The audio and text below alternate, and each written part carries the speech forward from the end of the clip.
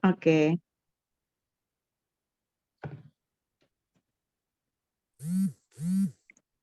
Dimulai ya Ustadz ya. Silakan Bunda. Assalamualaikum warahmatullahi wabarakatuh.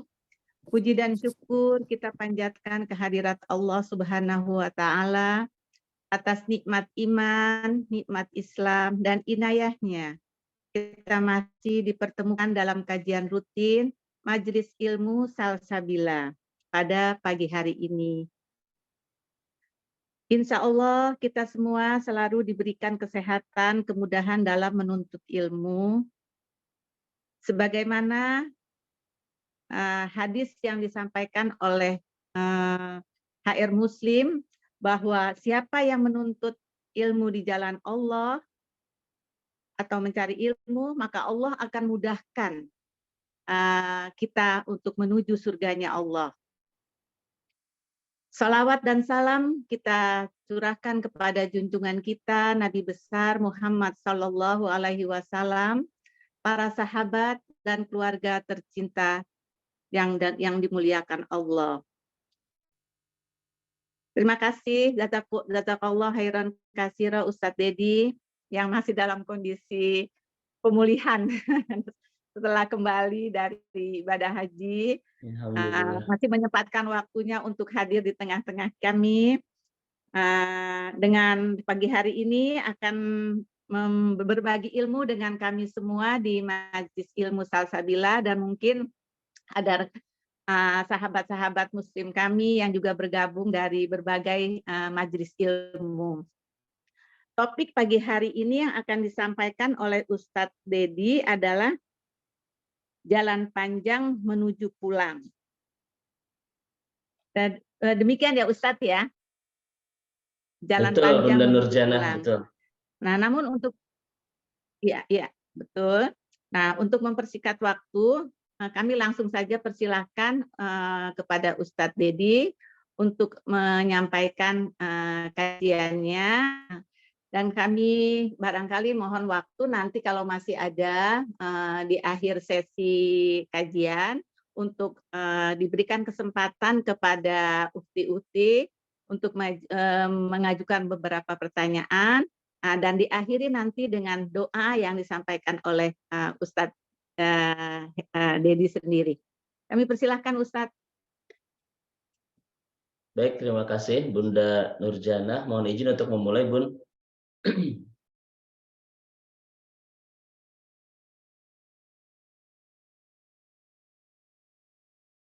Sudah terlihat materinya? Sudah, Ustaz. Ya, sudah. Ustaz.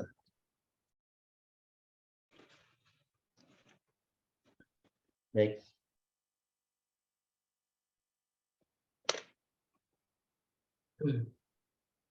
A'udzu billahi minasyaitonir rajim. Bismillahirrahmanirrahim. Alhamdulillahirabbil alamin. Alhamdulillahilladzi bi ni'matihi tatimmus shalihat wa asyhadu an la ilaha illallah wahdahu la syarikalah wa asyhadu anna Muhammadan abduhu wa rasuluh al-mab'utsu rahmatan lil alamin. Uhaikum jami'an bitahiyatil Islam. Assalamualaikum warahmatullahi wabarakatuh.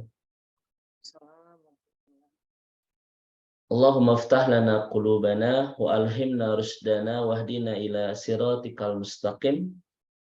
Allahumma salli wa sallim wa barik ala Muhammadin wa ala alihi wa sahbihi ajma'in. Jazakillah Bunda Nurjana yang memandu di pertemuan MT Salsabila pagi hari ini. Mudah-mudahan senantiasa dalam kesehatan, kebaikan, keberkahan. Amin. Juga ada Bunda Hani juga bersama Bunda Kemala sedang izin ya. Iya, betul. Mudah-mudahan semua pengurus MT Salsabila di Bandung, di Jakarta, mudah-mudahan semuanya senantiasa dalam kesehatan, keberkahan, dan senantiasa terus istiqomah menebar kebaikan ke sebanyak-banyak orang sejauh jangkauan. Amin. Bulan ini masih online, Bunda. Insya Allah nanti ke depan kita ada rencanakan kajian offline di Jakarta ya, insya Allah. Alhamdulillah. Baik. Di sini juga baru pulang bersama-sama ke tanah air. Ada Bunda Ririn, ya, ada Pak Asep, suami Bunda Ririn juga baru pulang tadi malam bersama-sama dari Tanah Suci. Ikut gabung di kajian pagi hari ini. Mudah-mudahan menjadi hajan mabruran insya Allah. Amin. Juga ibu dan bapak yang semoga Allah rahmati dan Allah berkahi. Puji dan syukur hanya milik Rabb kita Allah Subhanahu wa taala. Mudah-mudahan pertemuan iman kita pagi hari ini bersama MT Salsabila untuk kembali menaut hati, mengeja cinta, melingkar iman, bertolabul ilmi. Mudah-mudahan Allah catat menjadi bagian terbaik, bagian terindah, dan bagian tersempurna dari amal soleh kita di hari ini. Bunda Nurjana, mohon maaf suara saya masih agak serak-serak ya. Karena baru pulang tadi malam dari Tanah Suci, 24 hari di Tanah Suci, sempat batuk dan lain sebagainya. Jadi mohon maaf suaranya masih belum lepas. Juga Bunda Hani, Putri juga mungkin, Putra juga sama ya agak suaranya. Tapi masih mantap kok Ustadz suaranya. Masya Allah, barakallah fiik, alhamdulillah. Baik, Ibu dan Bapak yang semoga Allah rahmati dan Allah berkahi, di pertemuan bersama MT Salsabila di hari Rabu ini, materi kita sebetulnya masih penguatan-penguatan untuk terus semangat bertolabul ilmi ya. Hari ini kita akan membahas tentang jalan panjang menuju pulang ya. Ini maksudnya bukan pulang ke rumah masing-masing Bunda Nurjana, tetapi pulang ke tempat terakhir kita ya nanti di akhirat. Itu betul, kita persiapan pulang ke akhirat. Mudah-mudahan kepulangan kita semua adalah pulang ke surga insya Allah. Amin. Para ulama kita menulis judul tentang jalan panjang menuju pulang. Yang pertama akan kita bahas kenapa disebut dengan pulang ya. Kalau kita lihat misalnya di beberapa ayat di dalam Al-Quran, Bunda Handi, Bunda Nurjana, ketika berbicara masalah akhirat, itu disebut dengan pulang ya, atau roji'un. Sebagaimana sebuah kalimat sering kita ucap, kalau ada yang mendapatkan musibah atau kematian, inna lillahi wa inna ilaihi roji'un. Sesungguhnya segalanya milik Allah, dan kepada Allah semuanya akan pulang. Juga di ayat ini, wa ilaina turja'un, dan hanya kepada kamilah kamu pulang. Ini menarik untuk kita bahas sebagai mukadimah di pertemuan pagi hari ini bersama MT Salsabila. Kenapa ketika berbicara masalah akhirat, Allah menggunakan kalimat pulang di dalam Al-Quran. Ini menunjukkan bahwa Bapak Ibu dirahmati Allah Subhanahu wa taala, kata Syekh bin Baz ya, salah satu ulama besar dari Saudi Arabia, kenapa Allah menggunakan kalimat pulang ketika bicara akhirat? Kata beliau, wat nunal haqiqah fil akhirah. Karena kampung halaman kita yang sebenarnya itu adalah akhirat. Tempat pertama kali Bapak kita diciptakan, yaitu Adam alaihi salam. Betul Bunda ya? Adam pertama diciptakan di mana? Di akhirat. Di surga kan? Iya, betul. Betul. Berarti pertama kali kita tercipta di mana? Di surga, di akhirat. Dan kita ini Bani Adam. Oh, bukan Bani Israel ya, Bani Adam. Ya, makanya sebetulnya kenapa disebut pulang akhirat itu? Karena kampung halaman kita yang sebenarnya. Ya, buktinya apa? Bapak kita Adam alaihissalam pertama kali diciptakan di mana? Di surga. Betul kan? Iya. Contoh, saya pulang ke Jakarta. Berarti saya orang mana, Bunda? Orang Jakarta. Betul kan? Iya. Saya akan pulang ke Bandung. Berarti saya orang Bandung. Karena kepulangan itu adalah kembali untuk selamanya. Maka itulah makna kenapa akhirat dalam Al-Quran disebut dengan kata pulang. karena memang akhirat adalah kampung halaman kita yang sebenarnya, tempat pertama kali Bapak kita diciptakan, yaitu di mana? Di akhirat, yaitu di surga. Setuju ya Bapak Ibu? Ya. Kalau akhirat itu adalah kampung kita yang sebenarnya, berarti dunia ini apa?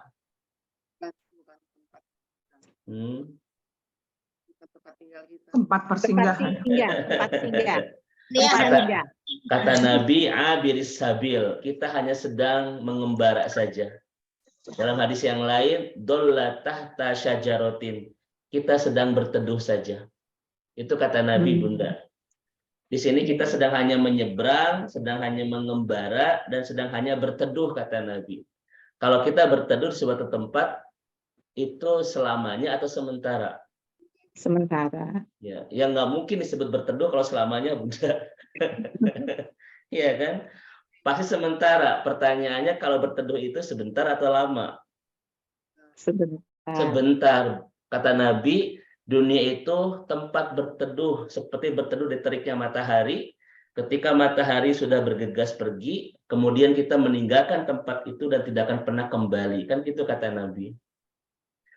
Makanya apa kata Rasulullah? Allahumma la isya illa isyatul akhirah. Kata Nabi, kehidupan yang sebenarnya itu adalah kehidupan kelak di mana?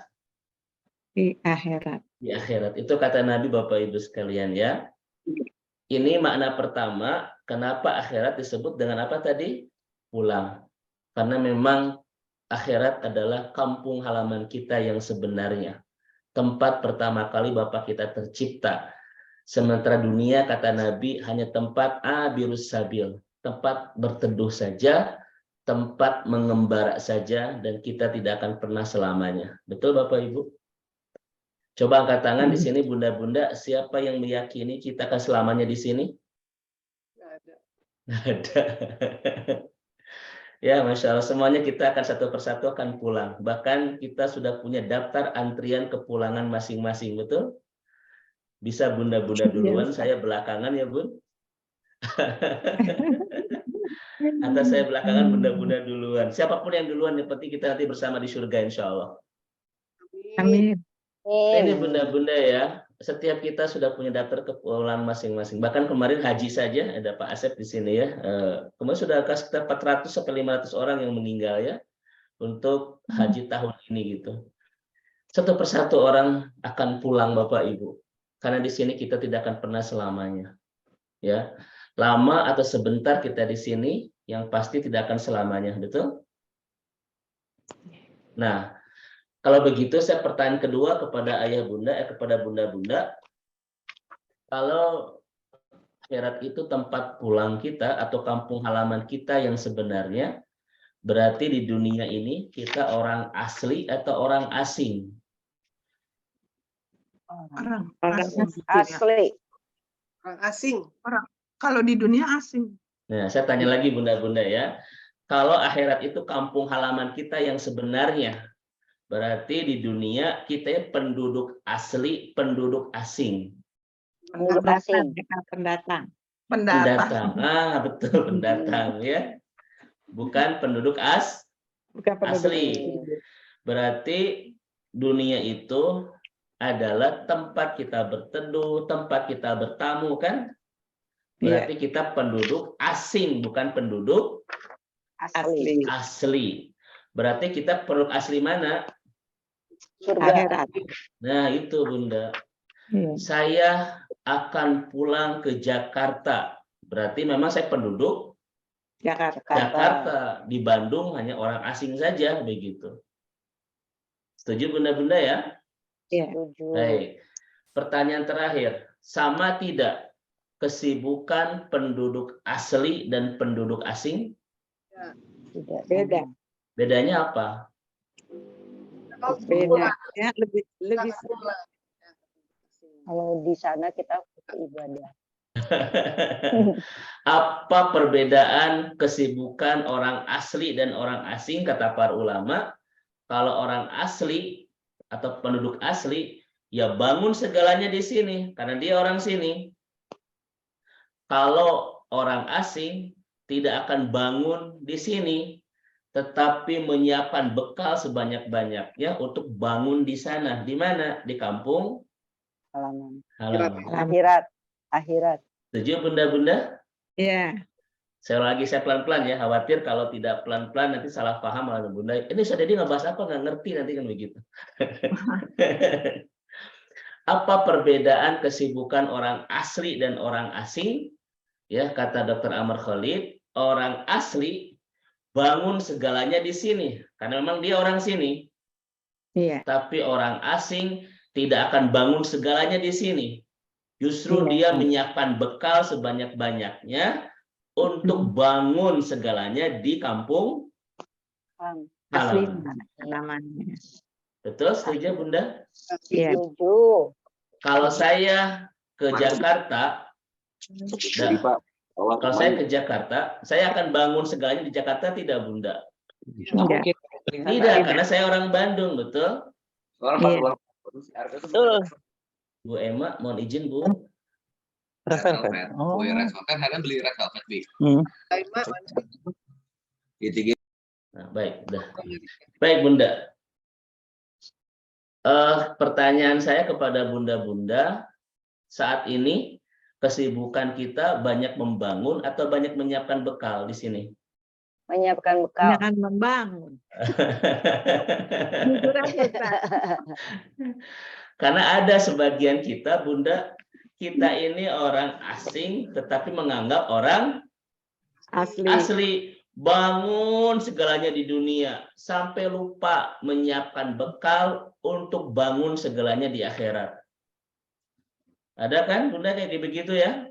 Iya. Ada. Padahal kita ini orang asing di sini itu, bukan orang asli.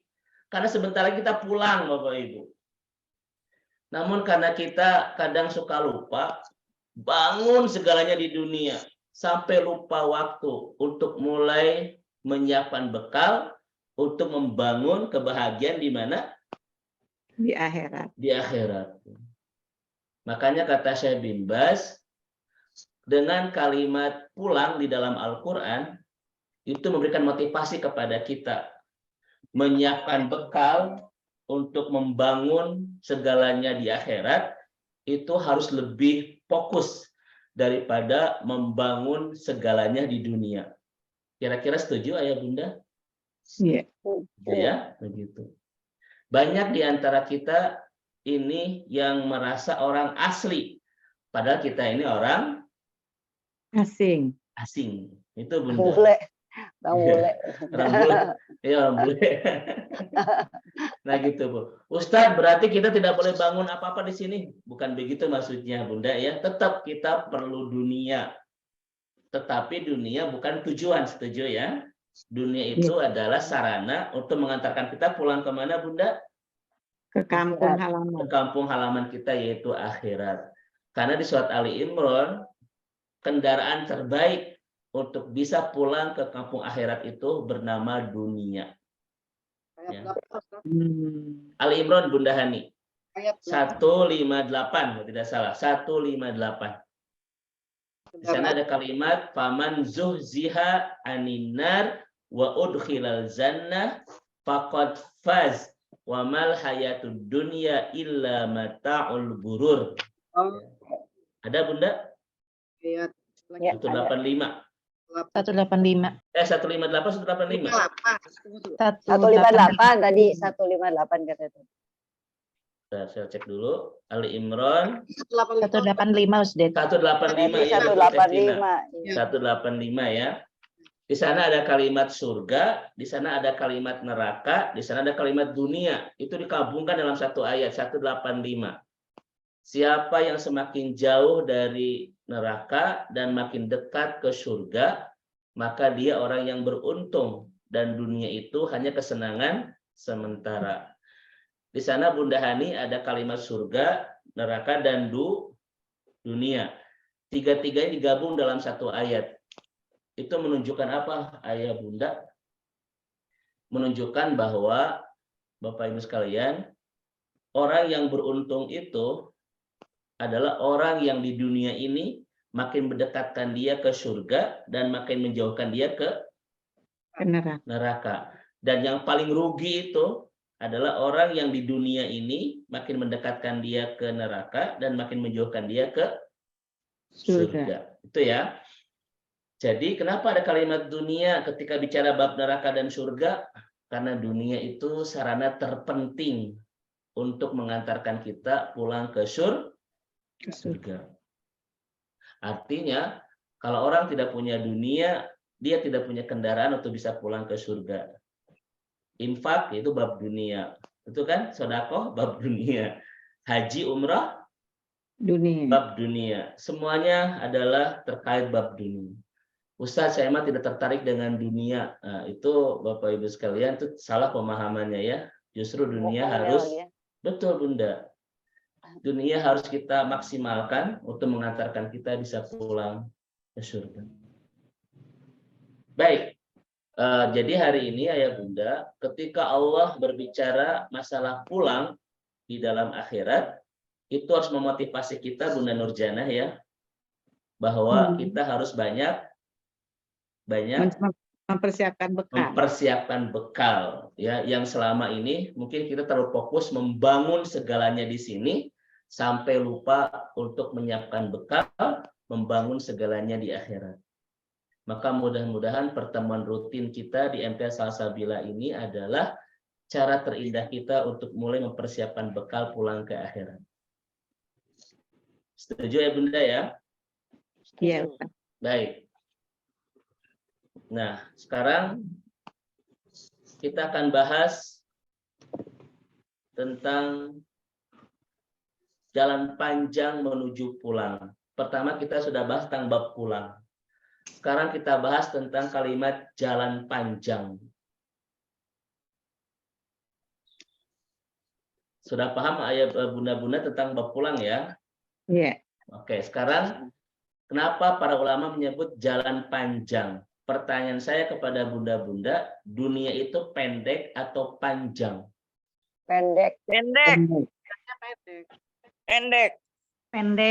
Dunia qasirotun jiddan. Dunia itu sangat pendek sekali. Tapi kenapa disebut dengan jalan panjang bukan jalan pendek? Karena kita merasakan lama banget gitu. Setelah dunianya itu panjang sekali. Kita belum tahu dunia akhirat itu panjang. Pertama, kata Nabi, usia kita ini sangat pendek sekali. Kata Nabi antara 60 sampai 70 dan sedikit yang melebihi angka itu. Ada di antara kita yang sudah 70? Belum ya? Hampir. Sisa berapa hari lagi, Bunda? 2 tahun lagi tuh, ada yang 2 tahun lagi. Ini kata Nabi ya. Jadi Bunda Handi, Bunda Dian, Bunda Nurjana, umat Nabi Muhammad itu usianya terpendek sepanjang sejarah manusia. Ciri-ciri manusia akhir zaman itu usianya pendek. Berapa? 60 sampai 70. Dan sedikit yang melebihi angka itu, kata Nabi. Dibandingkan umat-umat sebelumnya, itu usianya bisa ratusan sampai ribuan tahun. Ya kan? Iya. Nabi Nuh saja itu berapa usianya Bunda Hani? Hampir 1000 tahun kan? Masya Allah. Makanya ciri manusia akhir zaman itu 2 Bunda. Pertama usianya pendek. Pernah kita sampaikan di kajian sebelumnya. Hanya 70 tahun. Itu paling panjang. Dan sedikit yang melebihi angka itu kata Nabi. Dan yang kedua cirinya apa? Yamutuna baktatan. Meninggalnya itu tiba-tiba. Kenapa disebut tiba-tiba? Bukan usianya diperpendek, bukan. Tetapi di umat Nabi Muhammad ini, manusia akhir zaman, itu sering mengalami kematian di saat sama sekali tidak memikirkan sebuah kematian. Mendadak ya. Betul, Bunda. Ustadz, kemarin ngobrol sama saya nggak percaya dia sudah tiada, kan suka begitu, Bunda ya? Iya. Nah, itu namanya baktatan, Bun. Itu terjadi di umat Nabi Muhammad. Meninggal di saat sama sekali tidak memikirkan sebuah kematian. Kemarin sama kita botram, besoknya sudah tiada, kan begitu. Sering mengalami seperti itu nggak Bunda-Bunda? Iya. Mengalami Ustaz. belum. Bukan, maksudnya bukan mengalami. Sama kita ya, Mengalami Enggak, kan ya, belum. bukan mengalami ya. Artinya ya, tetangga, keluarga Oh ya. iya, iya. Teman. Ustaz, saya nggak percaya kenapa dia sudah meninggal, padahal kemarin itu masih jogging sama saya. Suka begitu, Bun.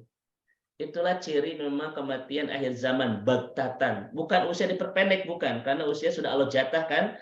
La yastakhiruna sa'atan wa la yastaqdimun. Tidak bisa diperpanjang, tidak bisa diperpendek. Namun kematiannya itu betul-betul mendadak. Kadang tidak diawali dulu dengan sakit. Kadang tidak diawali dulu dengan hal-hal yang mengantarkan dia kepada kematian gitu. Kemarin sehat, kemarin ngobrol, kemarin sama saya itu jajan seblak.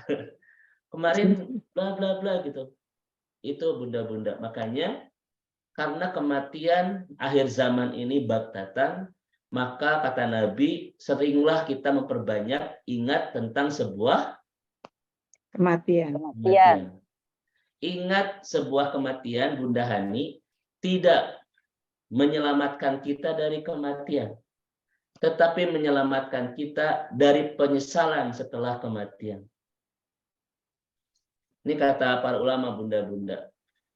Dzikrul maut la yamna'una minal maut, walakin yamna'una minan nadam ba'dal maut.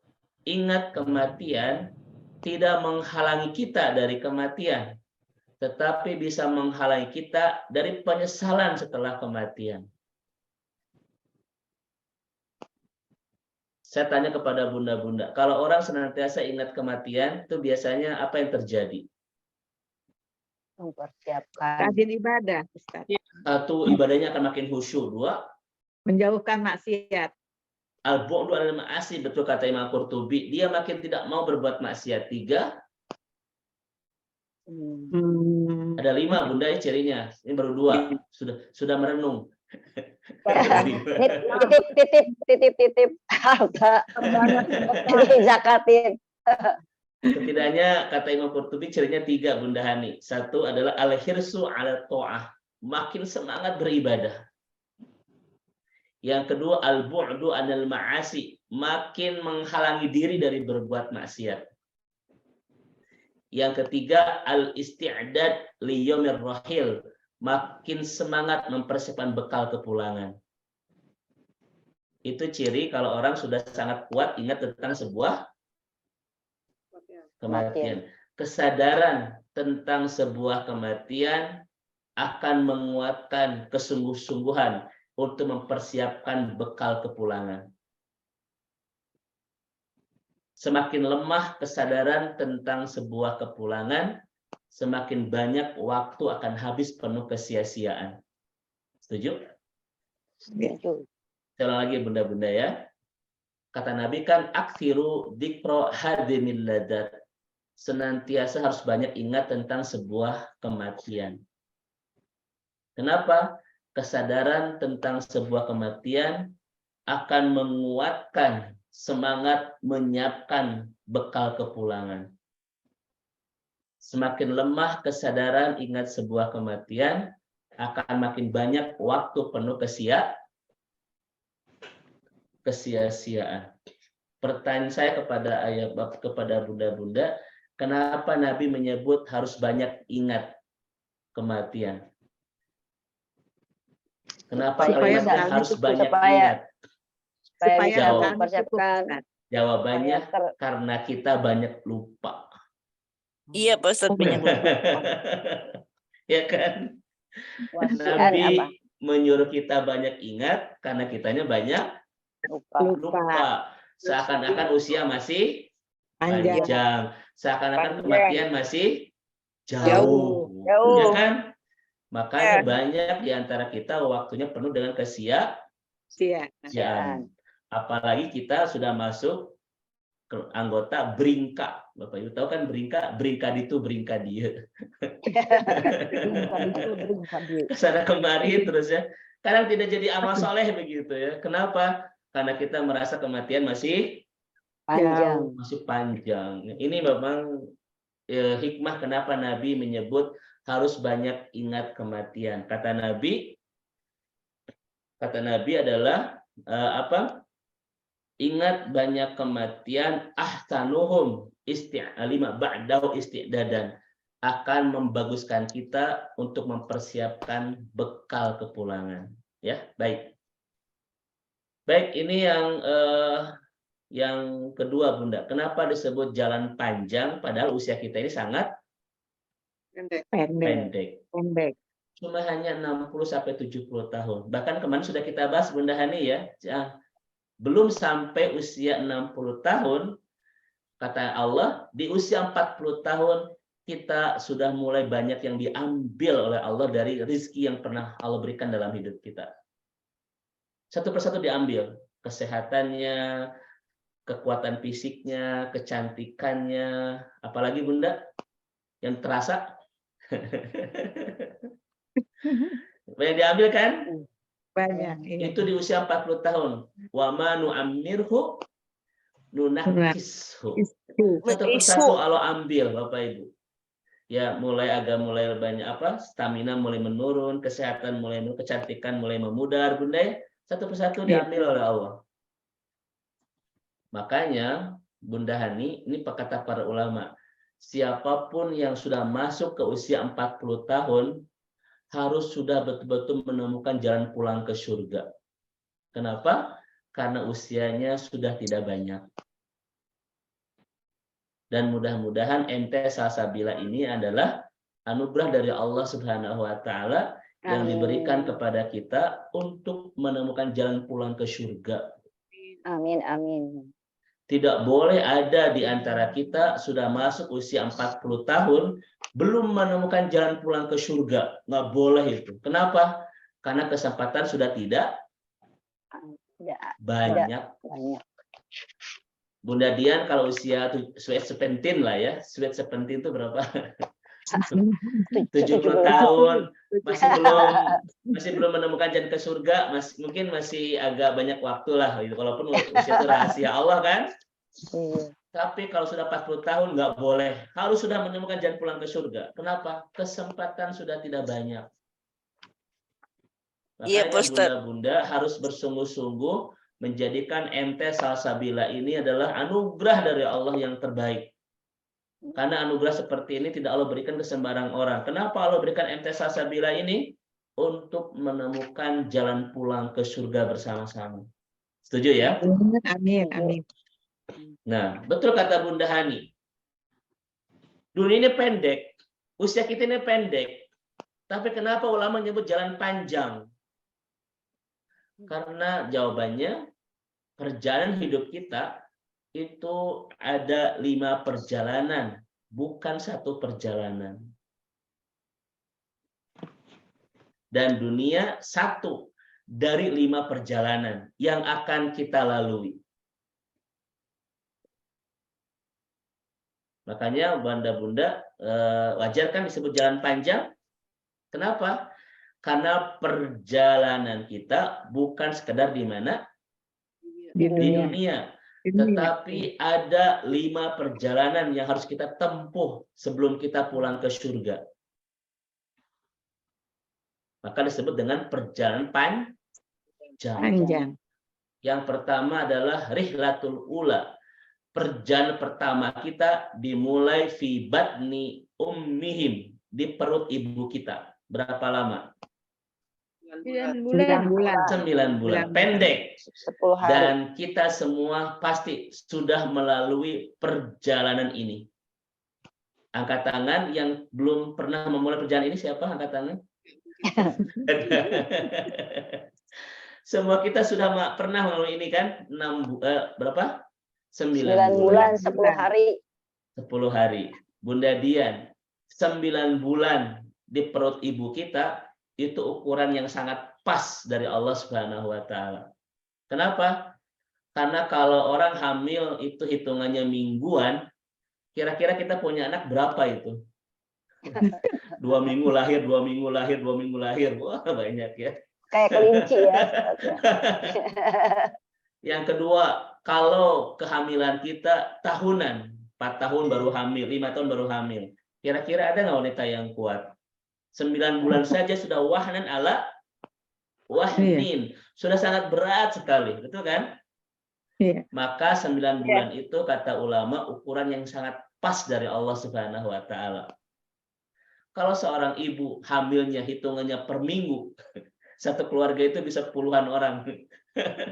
Kayak kelinci tadi kata Bunda Dian ya. Sedek-sedek ya. Sedek-sedek. Kalau kehamilan itu tahunan, nggak ada yang kuat. Ya, karena apa? Karena 9 bulan saja disebutkan dalam Al-Quran sudah sangat berpayah, Pak.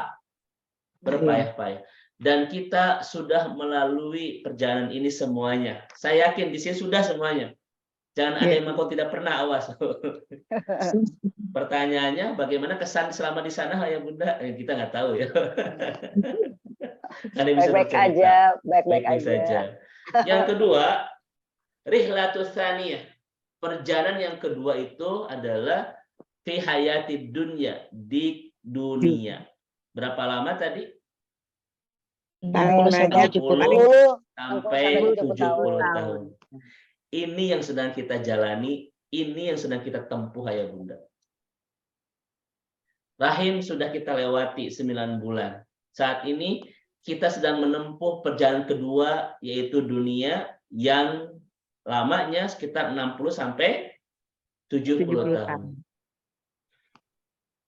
Kita semua sedang menempuh di alam ini semuanya.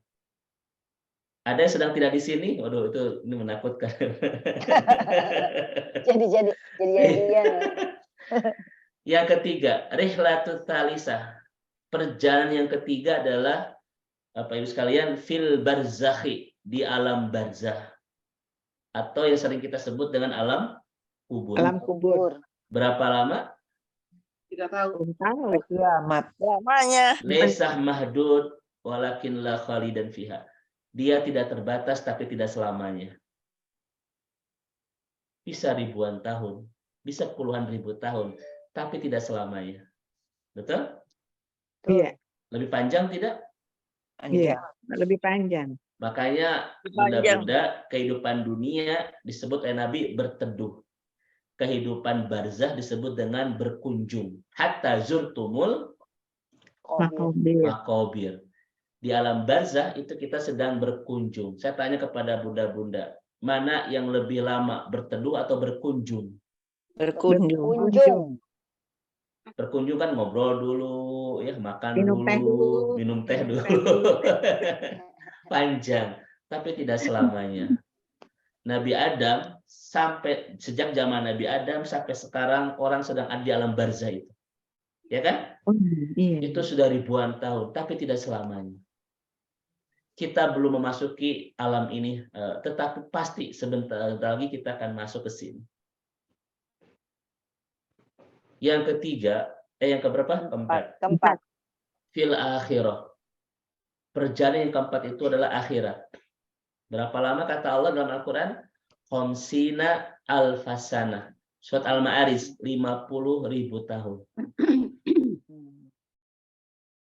Sementara satu hari di akhirat seperti 1000 tahun di mana? Di dunia.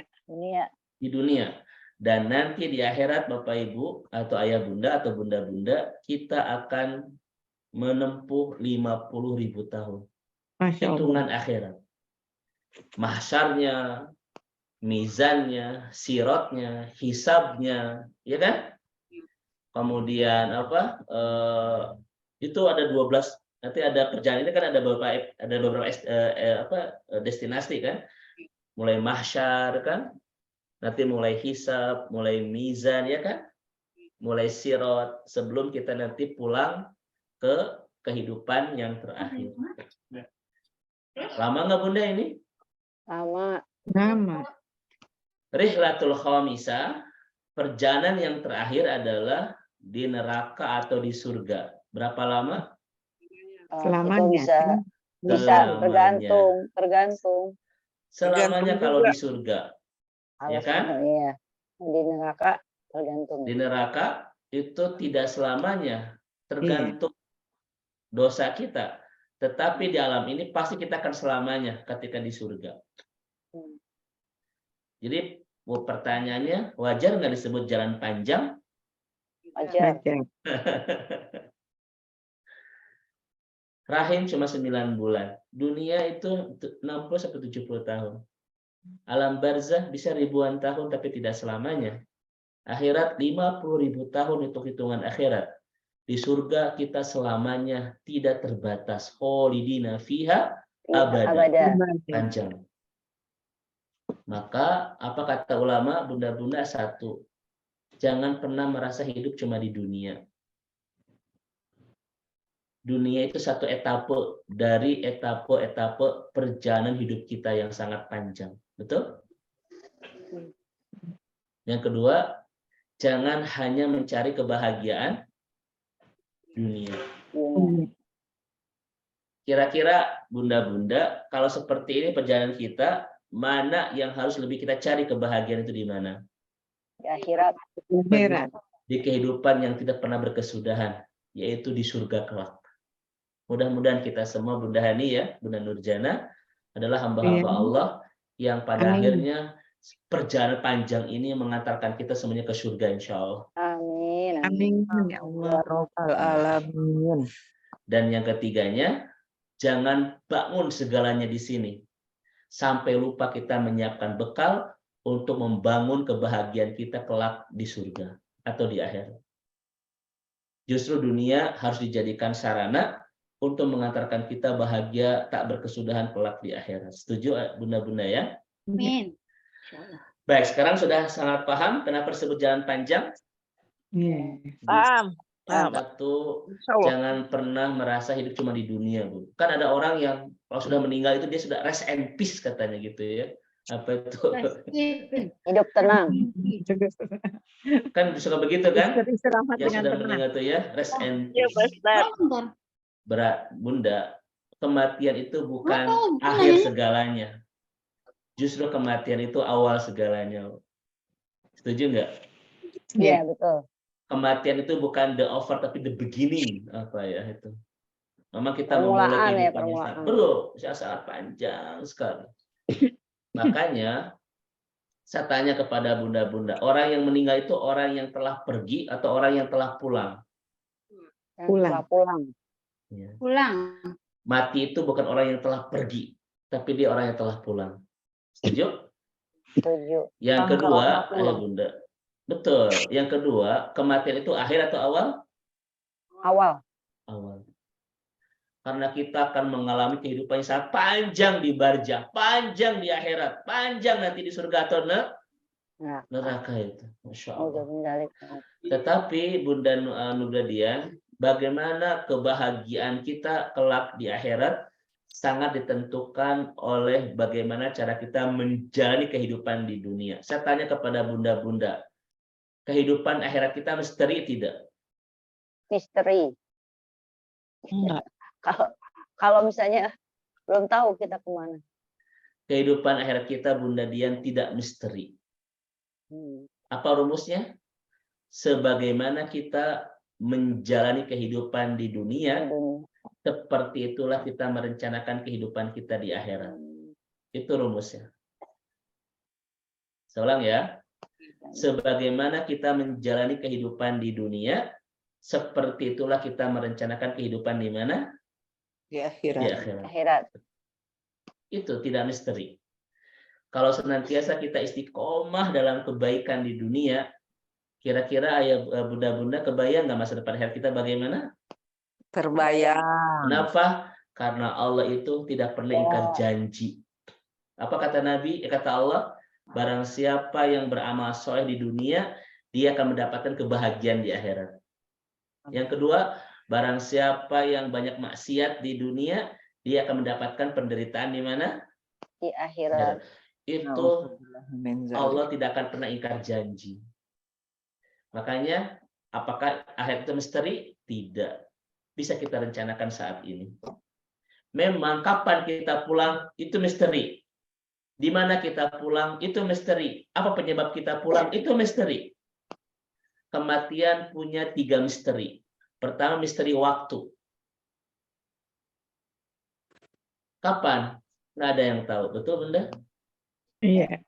Kematian kita atau kepulangan kita tidak sesuai dengan abjad. Iya. Kalau misalnya harus abjad, berarti yang hurufnya A pertama yang akan cepat pulang. Ya itu. Ya kan? Saya paling tengah karena D, kayak gitu ya. Sama dong mas saya. Oh, iya. Tiga. Yang kedua, apa penyebab kita pulang? Gak ada. Banyak nggak orang yang sehat kemudian pulang? Banyak. Banyak. Enggak dulu sakit. Yang ketiga, di mana kita akan pulang? Nggak ada yang tahu. Makanya bunda-bunda, kalau ada ajakan ke tempat yang buruk, jangan. Boleh jadi itu terakhir kita akan pulang. Bisa aja begitu, kan? Baik. Ini bunda-bunda yang dirahmati Allah Subhanahu wa taala. Namun, bagaimana kondisi kita kelak di akhirat tidak misteri. Bisa kita rencanakan saat ini. Karena rumus cuma 2 dalam Al-Qur'an. Siapa yang senantiasa istiqomah dalam ketaatan, dia akan bahagia kelak di akhirat. Dan barang siapa yang hidup penuh kemaksiatan sampai kepulangan, dia akan menderita di akhirat. Sekarang kita masuk ke baik, ayah bunda. Sekarang pertanyaannya bunda-bunda, apa yang harus kita persiapkan di jalan panjang ini untuk pulang? Kalau bunda-bunda melalui jalan panjang, biasanya persiapannya apa saja? Bekal. Soalnya banyak banget, Ustaz. Makan, minum. Ada 3 persiapan bunda yang harus kita lakukan untuk menempuh jalan panjang ini sampai nanti kita pulang ke surga. Yang pertama, Al-Anfal ayat 29. Kita butuh cahaya. Pertama ini. Sepanjang apapun perjalanan, kalau cahaya cukup, terang benderang, kita tidak akan pernah salah langkah. Anfal berapa, Ustaz? 29. Ini bekal pertama yang harus kita miliki untuk menempuh jalan panjang, itu cukup cahaya di perjalanan. Sepanjang apapun perjalanan, kalau kita cukup dengan cahaya yang menerangi perjalanan, kita tidak akan pernah salah arah. Tidak akan pernah nabrak sana-sini. Betul? Iya. Kenapa orang banyak nabrak sana-sini? Biasanya kurang apa, Bunda? Kurang cahaya. Kurang cahaya itu. Sebagaimana kita berjalan di kegelapan malam. Sependek apapun perjalanan itu, kalau gelap, kita pasti mungkin salah arah. Mungkin nabrak sana-sini. Ya kan? Ini di sini furqonnya ya, Ustaz ya? Al-Anfal 29. Ya, itu bicaranya tentang memberikan furqon, kemampuan membedakan gitu.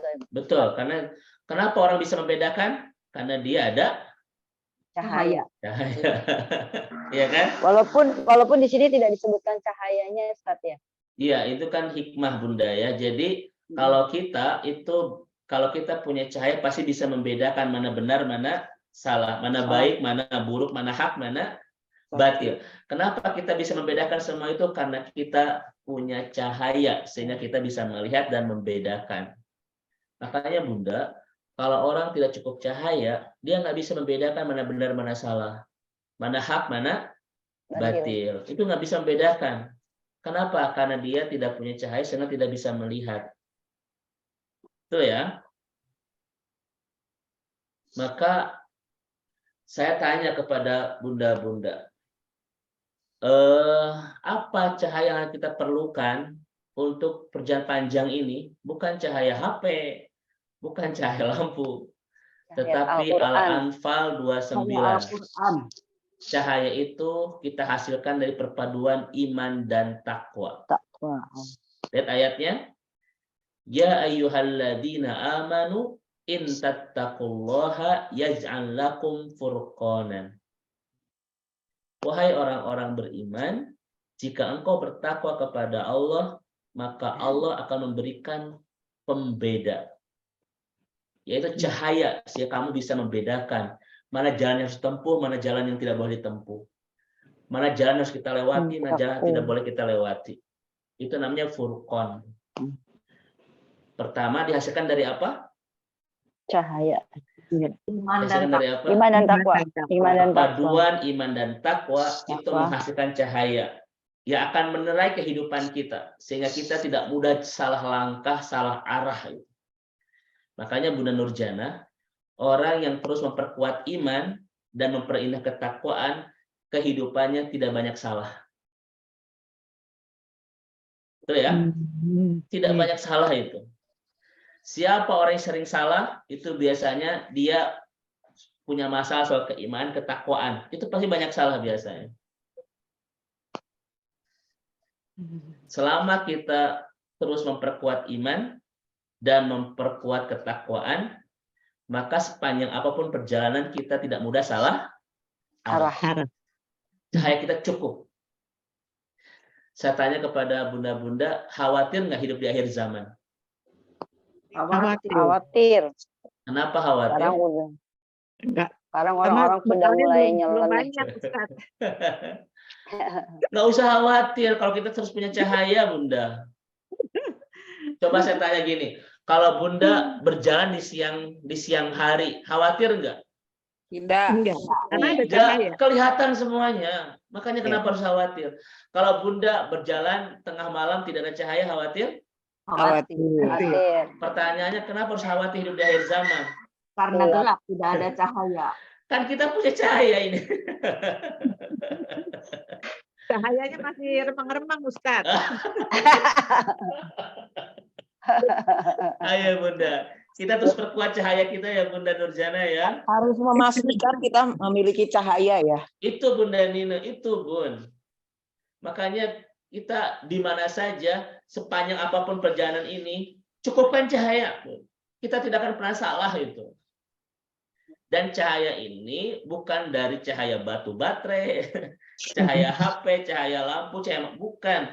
Tetapi cahaya dihasilkan dari iman dan takwa itu. Bun. Makanya apa kata Ibnu Abbas? Lil hasana nuron fil qalb. Orang yang senantiasa dalam ketaatan, hati dicahayai oleh Allah. Dan kalau orang dicahayai pun, ketika memilih, ketika bersikap, ketika melangkah, tidak banyak salah itu. Dibimbing oleh Allah Subhanahu wa taala. Maka sepanjang apapun perjalanan ini, kita tidak usah khawatir selama kita memiliki cukup Cahaya. Cahaya. Berarti harus di-charge terus ya. Di-charge-nya caranya adalah dengan melakukan ketaatan terhadap apa yang kita imani, begitu ya? keimanan dan ketaatan perpaduannya Bu Nina. Kita mengamalkan keimanan kita, itu artinya kita memperkerja cahaya kehidupan perjalanan kita itu. Saya ulang ya. Mengamalkan keimanan, kita sedang memperbesar cahaya perjalanan. Setuju Bunda-bunda ya? Lihat Bunda Hani, orang yang tidak ada perawatan iman, perawatan ketaatan, lihat kehidupannya, selalu banyak salah. Masalah bisnisnya, masalah hartanya, masalah rumah tangganya, masalah ibadah, selalu ada masalah. Kenapa? Karena dia seperti berjalan ke kegelapan Raba-raba ya. Dia kurang cahaya itu. Coba saya tanya ke bunda-bunda, kenapa ikan mudah dipancing? Lapar. Bukan hanya lapar, Bun. Karena ikan tidak bisa melihat keseluruhan. Yang dia lihat cuma Sebelah. cacing. Iya, pancing. Dan dia tidak bisa melihat ada kail di balik cacing. Gara-gara itu masalah cahaya, kan dia nggak bisa melihat semuanya. Kenapa tikus mudah terperangkap? Karena dia suka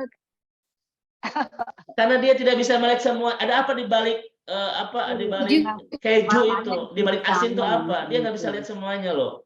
Karena kurang cahaya.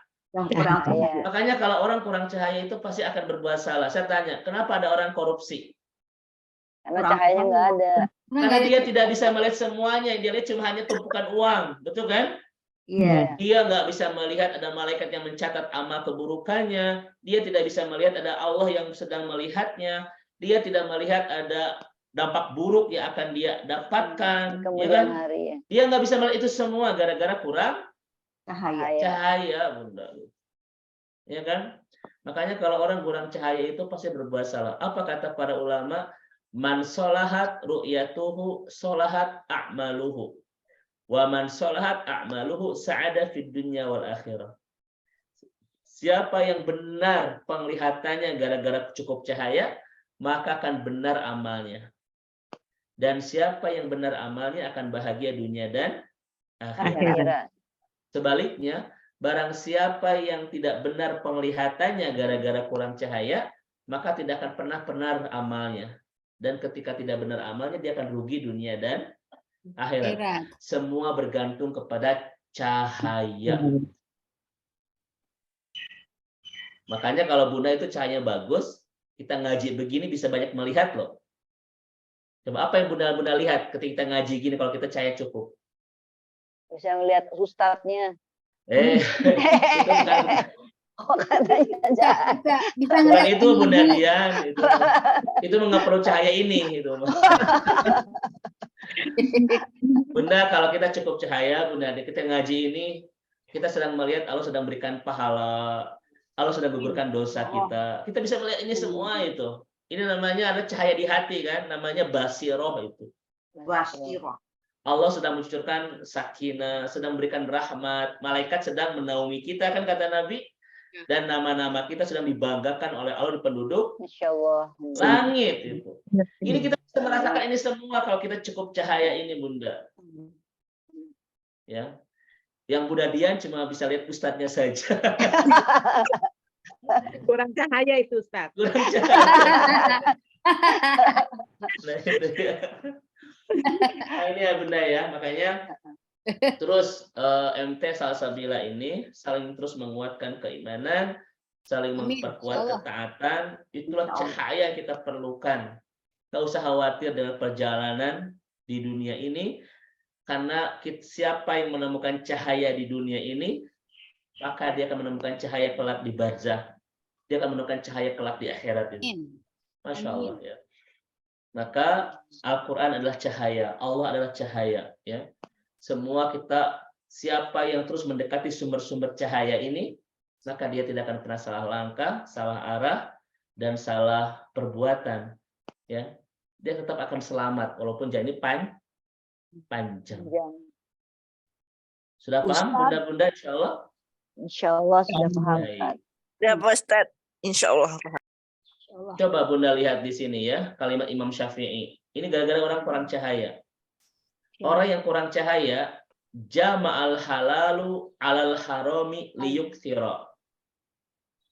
Kalau orang kurang cahaya, ketika dia memasukkan yang halal ke dalam yang haram, itu memperbanyak. Padahal siapa yang memasukkan yang haram ke dalam yang halal, bukan memperbanyak, tetapi merusak semuanya. Contoh Bunda, kita punya uang 1 miliar. Halal. Kita campurkan dengan yang 10 juta yang haram. Masukkan. Jadi banyak nggak? Jadi nambah nggak Bunda? Nambah tapi noda. Nambah kan nggak barokah. Kita punya 1 miliar Yang 1 yang miliar halal, rusak, Ustadz. kita campurkan 100 juta yang haram. Ya Jadi jadi semuanya haram berapa? juga. Miliarnya jadi ikut Haram rusak. juga. Yang 1 miliarnya jadi haram juga. Nah, Bun, siapa yang mencampurkan yang halal ke dalam yang haram, bukan memperbanyak, tapi merusak semuanya. Ya. Itu kata Imam Syafi'i. Kan ada orang yang mencari set job yang tidak halal, bunda-bunda ya, untuk memperbanyak kan? Karena dia kurang cahaya, dikiranya memperbanyak, padahal merusak semuanya. Makanya orang yang cukup cahayanya, nggak mungkin dia mau mengambil harta yang tidak halal. Kenapa? Bukan memperbanyak, yang halal pun akan rusak dengan dicampurkan dengan yang haram. Itu kata Imam Asy-Syafi'i. Ya. Rusak susuk sebelah nggak itu Bang, karena nilai setitik ya Ustaz ya. Nah, betul Bunda Dian. Kayak dulu lah kita pernah punya contoh. Kita punya jeruk 10 yang bagus dicampur 1 yang busuk. Jadi 11 atau dirusak semuanya? Rusak semuanya. Rusak semuanya, bukan jadi bagus kan? Nah, seperti itu ya. Makanya kenapa orang itu sampai berani mengambil harta yang tidak halal, dia nggak punya cahaya, sehingga dia nggak bisa melihat ada apa di balik uang yang tidak halal itu kan? Merusak keharmonisan rumah tangganya, merusak anak-anaknya, bahkan merusak masa depan akhirat. Sekarang bunda-bunda yang kedua. Bekal apa yang kita perlukan untuk menempuh perjalanan panjang ini? Yang pertama adalah cahaya. Cahaya ini kita dapatkan dari mana tadi? Dari iman dan takwa. Maka semakin memperbesar ketakwaan kita, semakin memperbesar cahaya perjalanan kita. Maka orang seperti ini jarang salah langkah dalam kehidupan. Yang kedua, Bunda, kita butuh guide. Tunjuk. Suaranya Ustaz hilang. Halo, masih ada? Masih, Ustaz. Jelas. Bunda, di perjalanan yang panjang yang kita belum pernah menempuhnya, pasti kita butuh pemandu jalan. Kita butuh guide. Betul ya? Guidance ya. Kita butuh guidance, Bunda Hani. Coba angkat tangan di sini, siapa yang pernah ke akhirat dulu? Coba angkat tangan dulu. Nggak ada. Kita masih, ini gimana gitu. Jangankan di akhirat Bunda Hani ya, kadang kita di tempat yang kita tidak tahu di dunia, kita butuh guide kan. Misalnya kita melancong ke Eropa, melancong kemana, kita butuh guide itu. Karena kita belum tahu kan. Apalagi akhirat yang panjang, itu sangat butuh guide Bunda. Butuh pemandu jalan. Katanya butuh ways. Tidak hanya Waze, tidak hanya Google Maps. Pertama saya tanya kepada bunda-bunda, siapa pemandu jalan terbaik itu? Yang bisa mengantarkan kita bisa pulang nanti ke surga itu? Al-Quran ya. Amal. Nabi, Bunda. Itu di Ali Imran 164. Nabi itu guide. Nabi itu pemandu jalan. Surat berapa, Ustaz? Ali Imran 164. Ini kelihatan nggak? Ada? Kata kelihatan. Iya. Ayat. Makanya bunda-bunda, apa kata Allah? Allah telah memberikan karunia kepada orang-orang beriman, yaitu diutus seorang Rasul di tengah-tengah mereka sendiri. Bunda Hani, kalau Allah berbicara masalah nikmat, itu sudah menggunakan kalimat an'ama. Ya kan? Tapi ketika bicara Nabi, itu bukan an'ama, tapi manna. Padahal artinya sama-sama karunia loh. Lihat ayatnya. Laqad mannallahu 'alal mu'minin. Allah telah memberikan nikmat kepada orang-orang beriman. Pertanyaannya, kenapa Allah tidak menggunakan laqad an'amallahu 'alal mu'minin? Tapi kenapa kalimatnya manna? Padahal sama-sama karunia loh artinya. An'ama karunia, manna karunia. Kenapa baca Nabi itu bicara manna? Karena Nabi itu karunia terbaik dari semua karunia yang Allah berikan kepada kita. Tidak ada bunda-bunda karunia terhebat, pemberian terindah, kado teristimewa Allah dalam kehidupan kita, kecuali Allah turunkan Nabi dalam hidup kita. Coba saya tanya kepada bunda-bunda. Kenapa ada orang yang menyembah patung? Kenapa ada orang yang menyembah binatang? Kenapa ada orang yang menyembah matahari? Kenapa, Bun? Karena kita ini punya kebutuhan untuk mengabdi loh. Manusia itu punya kebutuhan untuk menyembah, meminta perlindungan dari yang maha kuat. Betul?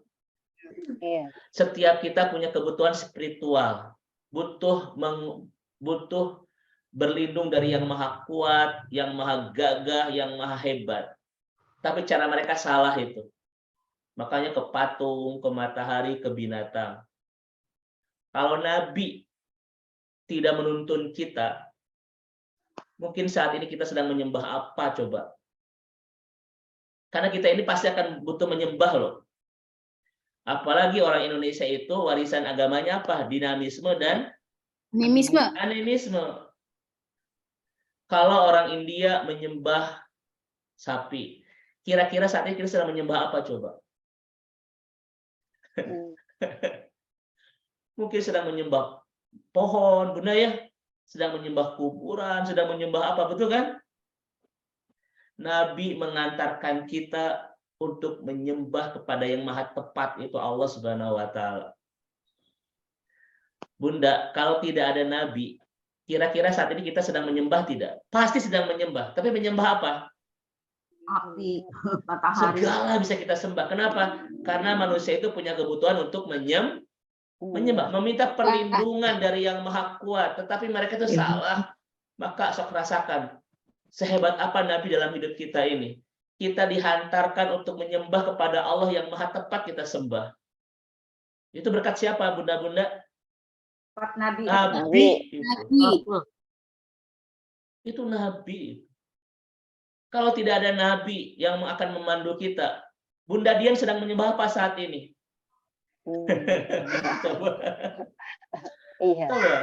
Mungkin sedang menyembah binatang, menyembah batu, menyembah kuburan. Indah Bunda-bunda Nabi itu. Ketika orang-orang menyembah, mereka menghinakan diri kan, menyembah batu, menyembah apa. Kita saat ini sedang menyembah, semakin memuliakan kita. Itu menyembah Allah. Itu Nabi loh. Siapa yang mengantarkan kita tahu Allah? Nabi. Siapa yang mengantarkan kita tahu Al-Quran? Nabi. Siapa yang mengantarkan kita bunda-bunda tahu agama ini?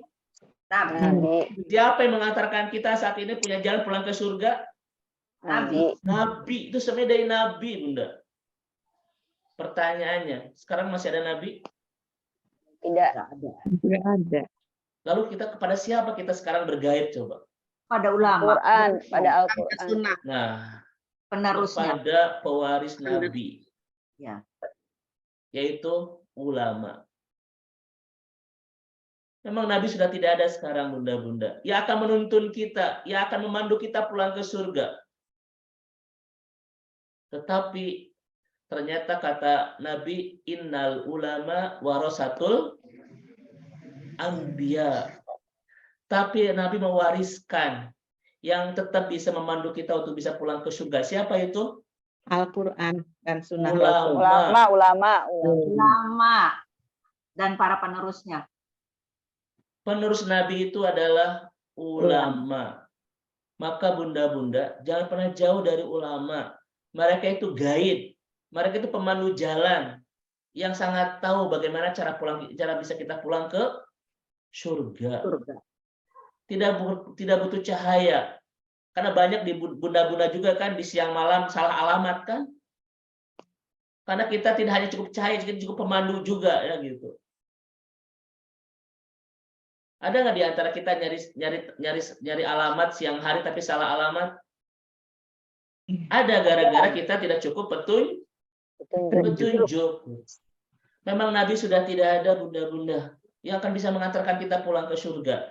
Tapi Nabi mewariskan pemandu-pemandu terbaik, guide-guide terhebat yang bisa mengantarkan kita bisa pulang ke surga. Siapa mereka itu? Ulama. Makanya bunda-bunda, mungkin secara dunia, ulama-ulama itu orang-orang biasa, ya kan? Ekonominya, wajahnya, mungkin biasa-biasa. Tapi jangan salah sangka loh, mereka itu pewaris Nabi itu. Betul Bunda Hani ya? Makanya apa kata Salafus Saleh? Tidak ada musibah terbesar di kehidupan kita saat ini, kecuali ketika kita sudah kehilangan banyak ulama. Karena kita nggak tahu ke siapa kita harus mendampingi hidup kita pulang ke surga coba. Kecuali kalau bunda-bunda sudah paham rutenya, mangga tidak butuh ulama. Ada di sana yang sudah punya rute pulang ke surga, sudah tahu. Di Waze ada? Ada. Kita butuh ulama, Bu.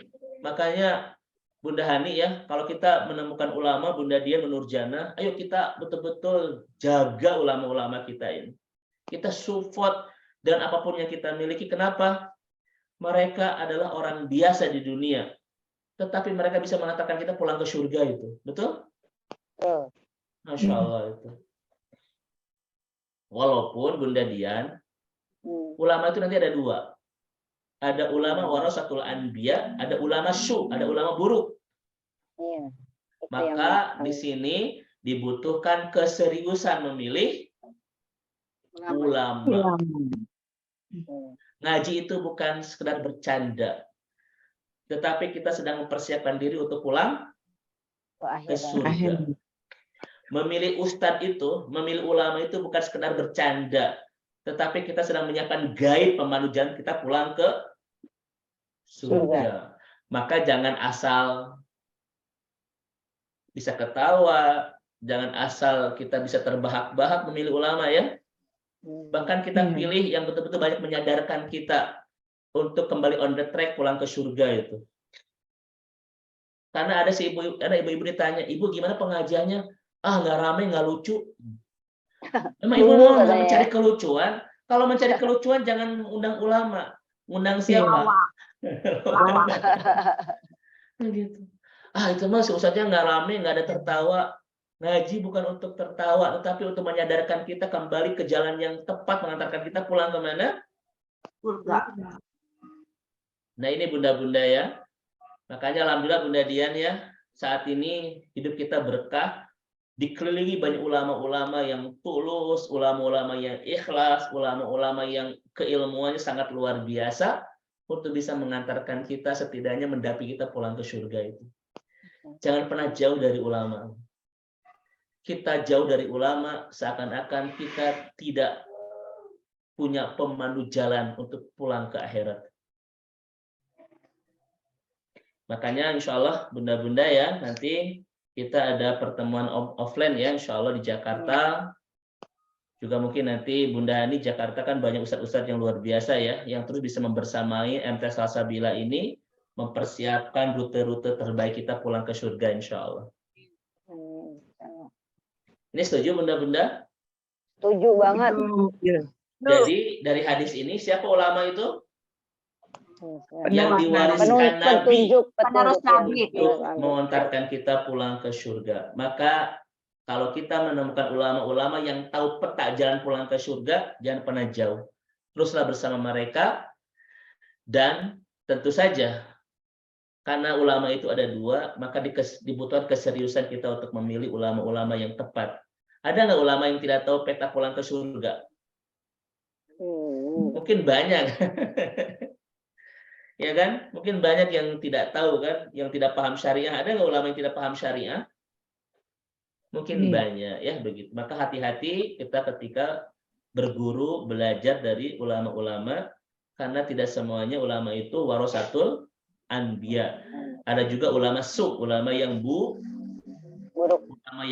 ulama yang tidak ikhlas, ulama yang gara-gara dunia dia mau menukar ayat-ayat Allah dan lain sebagainya ya.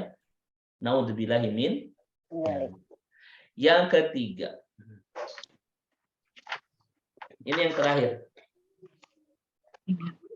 Tadi yang pertama butuh apa bunda-bunda? Cahaya. Yang kedua butuh apa?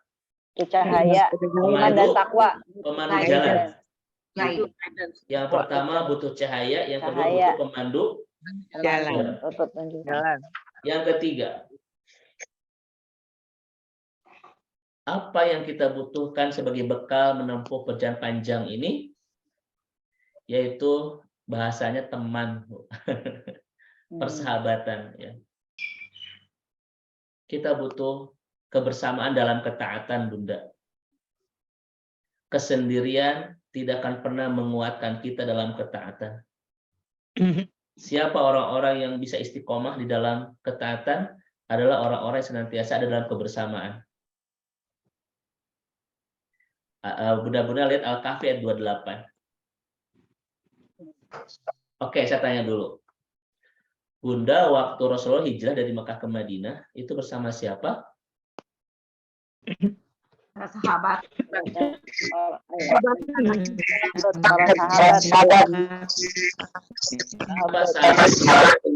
Sahabat-sahabat. Siapa sahabat yang dipilih Nabi untuk menjadi teman di perjalanan hijrah? Lupa, Ustaz. Abu Bakar. Abu Bakar Siddiq. Abu Bakar. Abu Bakar, Abu Bakar Siddiq. Siddiq, Satu sahabat yang Rasul pilih ketika hijrah itu Abu Bakar Siddiq. Siapa beliau? Yang sepuh, orang yang sudah tua. Karena dia adalah tua dari Rasulullah Shallallahu Alaihi Wasallam, kan?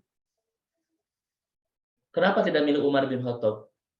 Padahal Umar itu adalah orang yang sangat gagah, yang jangankan manusia, Tegas. setan pun tidak mau berhadapan dengan Umar bin Khattab. Ya kan? Kenapa tidak milih Ali bin Abi Thalib, muda yang sangat kreatif, yang sangat brilian ide-ide untuk bisa hijrahnya? Malah milih orang tua itu Abu Bakar Siddiq. Jawabannya bunda-bunda, Nabi tidak memilih Umar, tidak memilih Utsman, tidak memilih Ali di teman perjalanan ketika hijrah dari Mekah ke Madinah. Kenapa milih Abu Bakar justru orang tua? Karena rumus dari sebuah perjalanan itu adalah sehati. Ya. Tidak ada yang paling mengerti Rasul kecuali Abu Bakar Siddiq. Maka sepanjang apapun perjalanan, kalau kita bersama orang sehati itu nyaman. Betul? Dari Jakarta ke Yogyakarta itu mungkin 10 jam, Bunda Hani. Silakan lakukan perjalanan itu dengan orang yang sehati bersama kita. Nyaman nggak, Bu? Nyaman.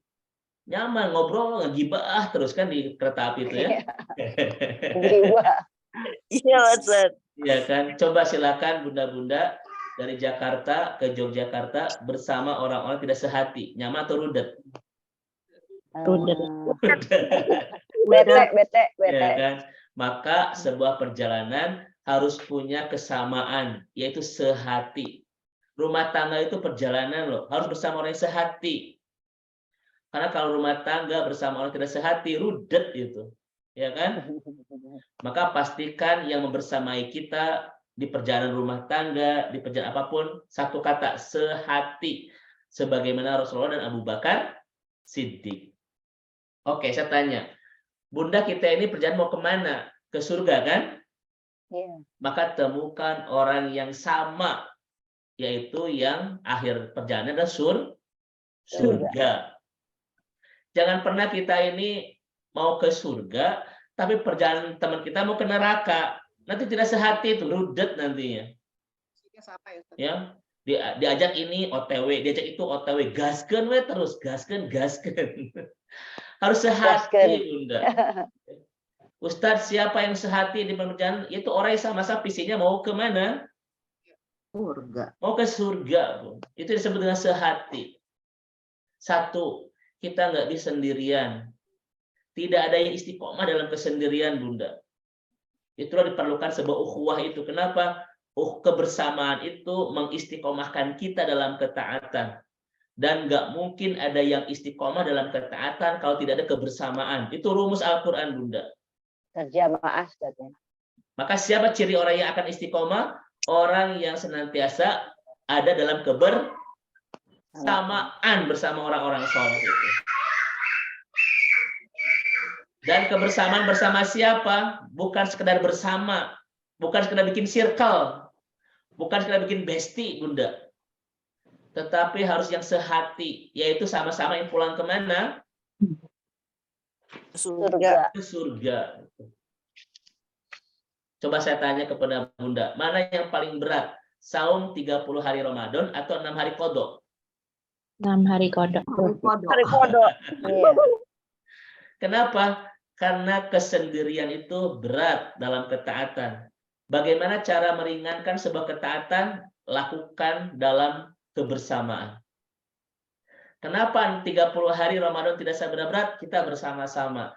Kenapa 6 hari qadha itu berat? Karena kita sendirian.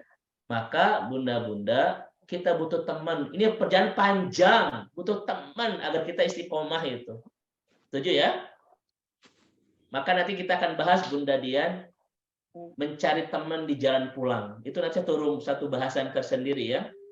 Jadi mencari teman di jalan pulang. Nanti ini satu bahasan tersendiri. Artinya nggak mungkin kita bisa istiqomah dalam kesendirian. Keistiqomahan dalam ketaatan hanya bisa kita lakukan dalam kebersamaan. Bersama siapa? bersama orang-orang yang satu visi, ingin pulang kemana? Surga. Ingin pulang ke surga. Ini nanti konteksnya adalah bab ukhuwah Islamiyah, nanti kita bahas di pertemuan berikutnya. Kenapa kita harus berukhuwah? Itu luar biasa hikmah-hikmah yang Rasul sampaikan di dalam hadisnya, sampai-sampai Allah pun sampaikan di dalam Al-Quran kan, ya, bahwa di Al-Anfal itu kalau kita sudah punya teman yang ingin pulang ke surga, kita sudah memiliki sesuatu yang lebih indah daripada dunia dengan segala isinya itu. Nanti saya sampaikan Bunda Dian tentang hikmahnya ya, insya Allah di pertemuan berikutnya. Ini dulu ayat bunda-bunda yang Allah rahmati, karena sudah 1 jam setengah. 1, kita butuh cahaya. 2, kita butuh pemandu jalan. Dan kita butuh teman. Teman-teman. Ini yang akan kita bahas nanti poin ketiga, mencari teman di jalan pulang di pertemuan berikutnya insya Allah. Wallahu a'lam bishawab. Saya persilakan kepada Bunda Nur. Bunda Nur ya, silakan. Ya. Jazakallah khair Ustadz atas ilmu yang disampaikan. Masya Allah, begitu banyak pelajaran yang kita bisa ambil dari apa yang sudah Ustadz sampaikan. Tentunya kita masing-masing akan mencoba mengintrospeksi diri sejauh mana atau sebesar apa bekal yang akan kita persiapkan untuk menuju jalan panjang ini yang masih sangat jauh ini. Yeah. Mudah-mudahan dengan ilmu yang disampaikan oleh Ustadz Teddy akan menambah keistiqomahan kita di dalam kita mempersiapkan bekal di akhirat nanti. Amin. Amin. Kemudian pada sesi selanjutnya ada sesi tanya jawab sebelum kita tutup dengan doa. Untuk itu kami persilahkan kepada Uti-Uti. Mungkin ada di sini ada Ahwat juga ya yang hadir di sini. Silakan untuk mengajukan pertanyaan. Monggo, siapa Mbak Hani? Silakan. Ya, terima kasih. Assalamualaikum warahmatullahi wabarakatuh. Waalaikumsalam. Silakan Bunda Hani. Ya, Ustaz tadi kan menyampaikan bahwa media itu adalah sarana untuk kita menghimpun bekal kita untuk di akhirat nanti ya. Iya. Kan tadi kan berupa amal soleh, infak dan lain sebagainya. Bagaimana dengan ujian yang kita dapatkan seperti misalnya saya ada sakit misalkan ya. Sakit kalau kita sabar, kita menjalaninya dengan ridho, apakah itu juga bagian dari sarana untuk jadi bekal kita di akhirat? Terima kasih Ustaz. Baik. Pertama Bunda Hani, ini menarik untuk kita renungkan ya. Di dalam 2 hadis Rasulullah SAW bersabda, kalau Allah sudah mencintai seorang hamba itu ibtalahu, Allah akan uji. Bahkan di hadis Ibnu Majah Rasul mengatakan, innallaha idza ahabba qauman ibtalahu. Kalau Allah sudah mencintai sebuah kaum, Allah akan uji mereka. Ini menunjukkan kepada kita bahwa al-ibtila min alamatil hubbillah ya. Jadi ujian itu tanda cinta Allah kepada kita. Semakin besar porsi cinta Allah kepada kita, maka kita akan semakin merasakan banyak ujian di kehidupan kita. Kita lihat misalnya Bunda Hani, nabi-nabi itu kan kasih Allah kan. Terutama ulul azmi itu kasih Allah kan. Sama itu apakah ujiannya itu berat tidak? Sambal yang itu hawa itu. Ujiannya berat tidak? Ujiannya berat. Maka tidak ada ujian-ujian yang paling berat kecuali kepada hamba-hamba yang dicintai Allah Subhanahu wa taala. Karena tanda cinta terbaik Allah itu bernama ujian. Pertanyaannya kan, kenapa tanda cinta Allah itu bernama ujian? Untuk mengantarkan kita ke tingkat amal soleh yang paling indah. Ini untuk memudahkan kita melakukan ketaatan. Yang ketaatan ini tak bisa kita lakukan kalau kita tidak mendapatkan ujian. Ketaatan apa saja? Ketaatan sabar, ketaatan ridho, ketaatan tawakal. Semua ketaatan-ketaatan ini tak mungkin bisa kita lakukan kalau kita tidak mendapatkan ujian. Ini ketaatan juga kan Bunda Hani ya namanya. Jadi ketaatan itu juga terlahir dari sebuah ujian. Kenapa Allah itu menguji kita? Untuk memudahkan ketaatan kita. Kan tadi salah satu bekal untuk jalan panjang ini kan ketaatan. Dan sabar, ridho, tawakal itu nggak mungkin bisa kita lakukan dalam ketaatan kita kalau kita tidak mendapatkan apa tadi? Ujian. Ujian itu menguatkan kesabaran kita. Ujian itu menguji keridhaan kita. Ujian itu memperkuat ketawakalan kita kepada Allah. 3 hal ini, Bunda. Sabar, ridho, tawakal. Ini dalam ayat. Dalam hadis Rasul. Itu semuanya surga loh. Ya kan? Sabar itu. Sobarti walakil jannah. Kalau Anda Anda bersabar, sabar akan mengantar Anda ke surga. Dalam hadis yang lain, dalam ayat Al-Quran, radhiyallahu anhu wa radu anhu. Orang-orang yang ke surga itu orang yang diridhoi oleh Allah. Dan orang yang tawakal itu orang yang akan ke surga tanpa hisab, ya kan? Ini ibadah-ibadah yang luar biasa, ketaatan yang sangat istimewa. Namun nggak mungkin bisa kita lakukan kalau kita tidak mendapatkan ujian. Maka ujian itu sarana dari Allah untuk memudahkan ketaatan kita. Kan begitu Bunda ya, Bunda Hani, teorinya gitu. Makanya ujian pun itu bagian dari bagaimana cara Allah memperkuat ketaatan kita. Seperti itu. Allah alam bisawab. Ini bisa dijadikan sarana juga ya Ustadz ya. Betul, sarana Bun, sarana. Kan nanti ada ibadah-ibadah yang terlahir dari keberlimpahan. Ya kan? Syukur ya, bla bla bla. Ada ibadah-ibadah yang terlahir dari kesempitan. Ya kan? Ada ibadah-ibadah yang terlahir dari musibah. Semua yang Allah berikan dalam hidup ini sarana untuk memudahkan ibadah, Bunda. Kenapa? Wa ma khalaqul jinna wal insa illa liya'budun. Karena memang kita terlahir untuk ibadah. Maka Allah persiapan semua itu sarana-sarana yang ada itu untuk memudahkan ibadah kita kepada Allah Subhanahu wa taala. Ada ibadah yang terlahir dari musibah, ada ibadah yang terlahir dari keberlimpahan, ada ibadah yang terlahir dari kesempitan, ada ibadah yang terlahir dari kelapangan. Semua ini adalah pemudah-pemudah kita untuk melaksanakan ibadah kepada Allah. Wallahu a'lam bishawab. Ya. Berikutnya ini ada yang raise hand, Ibu Yuniarti, silakan. Ya. Assalamualaikum warahmatullahi wabarakatuh, Pak Ustadz. Enggak, silakan. Waalaikumsalam. Saya izin bertanya, Pak Ustadz, dengan merawat ketaatan ya, Pak Ustadz, dalam memilih ulama juga, Pak Ustadz. Nah, itu saya tuh masih bingung, Pak Ustadz, kalau memilih ulama. Nah, kalau di kita itu kan banyak ya, Pak Ustadz, ulama-ulama yang tidak mengerti hadis, tidak mengerti Quran. Itu saya pernah mengikuti, Pak Ustadz. Jadi saya bertanya, nah Pak Ustadznya itu nggak ngerti. Misalnya saya nanya tentang sholat misalnya, atau tentang hijab misalnya.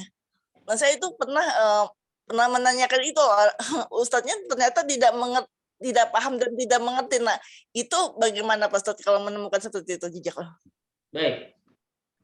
Begini Bunda, begini Bu Yuniarti ya, ada ulama yang ikhlas, tetapi dia kurang ilmu kan, begitu ya. Makanya nanti ulama seperti apa yang kita harus jadikan panutan itu nanti ada syarat-syaratnya kan. Ulama yang ilmu, ulama yang berilmu, ulama yang ikhlas dalam beramal, ulama yang yang bersungguh-sungguh ya di dalam membawa cahaya. Itu nanti ada kriteria-kriteria. Kita tidak bahas ini memang karena waktu kita ya. Tapi betul kata Ibu Yuniarti, pertama persoalan-persoalan ulama kita ini kan banyak. Ini memang Indonesia itu, Bunda Nur Hani, adalah negara yang paling mudah mencetak ustadz ya. Jadi asal bisa ngomong aja itu sudah bisa disebut ustadz di kita ini. Ya kan? Yang baru hijrah bisa jadi ustadz, yang baru tobat bisa jadi ustadz. Kita kan begitu ya. Padahal dalam kajian itu mereka harus menguasai dulu kan bab-bab pansyariah begitu. Makanya yang baru tobat itu harus belajar, bukan harus mengajar. Yang baru hijrah itu harus mulai bertolabul ilmi, bukan ini kan begitu ya. Walaupun tetap mereka terus ya mendapatkan input output itu bagus ya. Dan ketika mereka berdakwah itu memotivasi kan untuk terus belajar kan Bunda Yuniarti ya. Tetapi ya memang ini salah satu kemudahan di Indonesia itu asal bisa bicara itu bisa kita jadikan panutan sebagai pemandu kita pulang ke surga misalnya. Ini nggak apa-apa, bagus asal memotivasi mereka untuk terus belajar kan. Makanya saya itu Bunda Hani kan kemarin juga saya lagi cari-cari kitab juga kan haji kemarin ya, karena terasa banyak referensi-referensi yang belum kita miliki di Indonesia ya, yang itu masih berceceran di berbagai negara gitu. Ya, sebagaimana yang saya sampaikan kan, sampai sekarang belum berhasil. Saya sedang mengirimkan karya-karya Yusuf Qaradawi kan dari Libanon ya. Semua karya itu Bunda Hani. Walaupun terkendala masalah biaya karena harus $1.900 kan. Kemudian biaya kirimnya $640 dan itu harus ada orang bea cukai untuk bisa mengeluarkannya. Artinya Bunda Yuniarti, saya sedang ingin memotivasi terus banyak ustadz yang terus harus belajar ya, menguasai ilmu syariat. Kenapa? Karena ulama sangat membutuhkan. Artinya adalah saya ingin terus memotivasi banyak ulama-ulama kita untuk terus belajar ya. Karena kebutuhan umat kan makin kompleks ya. Kebutuhan umat makin banyak. Kalau kita tidak menguasai ilmu gara-gara kita kurang belajar, bagaimana cara kita menjadi solusi bagi umat kan pada akhirnya gitu. Betul kan? Nah, oleh karena itu salah satu program yang sedang saya lakukan Bunda Hani adalah menyiapkan seluruh kepustakaan yang langka yang jarang ditemui di Indonesia. Sekarang di rumah sudah banyak ya, satu persatu saya beli dari berbagai negara dan mudah-mudahan itu nanti menjadi sebuah referensi penting kepustakaan bagi banyak ustadz untuk menggali ilmu-ilmu secara lebih dalam insya Allah. Itu Ibu Niati ya. Jadi kita tidak a priori lah. Maksudnya terus kita motivasi ustadz-ustadz yang sekarang itu bisa ceramah untuk terus memperdalam ilmu agar betul-betul bisa menjadi bisa menjadi solusi untuk kebutuhan-kebutuhan umat. Ya. Wallahu a'lam bishawab. Silakan. Jawabannya Assalamualaikum warahmatullahi wabarakatuh. Ya, terima kasih Mbak Yuni. Nah, silakan kalau masih ada lagi yang mau mengajukan pertanyaan. Boleh saya tanya? Silakan. Ya, Assalamualaikum warahmatullahi wabarakatuh. Waalaikumsalam warahmatullahi wabarakatuh. Pak Ustadz, tadi kan disampaikan oleh Pak Ustadz ya bahwa kita harus mempersiapkan bekal untuk pulang dengan salah satunya melakukan perencanaan bagaimana bekal itu ya. Kemudian dalam hal Pak Ustadz juga tadi bilang bahwa perencanaan untuk membawa bekal pulang ke akhirat itu sama dengan sama sebagaimana kita melakukan perencanaan untuk bekal di dunia kan seperti itu. Pertanyaan dari saya adalah bagaimana yang sebaiknya Ustadz proporsinya ya melakukan, kan kita juga tidak mungkin diam tidak mencari bekal untuk di dunia kan karena kebutuhan gitu kan. Yang terbaik bagaimana proporsinya Pak Ustadz gitu. Terima kasih Pak Ustadz. Assalamualaikum. Waalaikumsalam warahmatullahi wabarakatuh. Nanti ada satu materi ya Bunda, ini juga sudah menjadi bahan untuk kita sampaikan di MT Salsabila tentang pemahaman kita dunia dan akhirat. Karena banyak yang salah paham Bunda Nina ya. Ada orang yang ketika bicara akhirat, udah dia nggak merasa penting dunia kan. Iya. Dia tinggalkan dunia itu gara-gara apa? Dia ingin fokus ke akhirat. Juga ada orang yang dia terlalu fokus ke dunia sampai melupakan akhirat. Ini kondisinya bagaimana kan kita cara berinteraksinya? Apakah harus seimbang misalnya 50% atau bagaimana kan begitu? Sebagai jawaban mukadimah ya Bun, karena satu pertemuan adalah maksimalkan dunia untuk kepentingan akhirat. Karena kita nggak mungkin bisa pulang ke surga kalau kita tidak memaksimalkan dunia kita. Itu rumus ya. Jadi orang yang ngejar akhirat pasti akan makin maksimal dunianya. Itu Bunda Nina.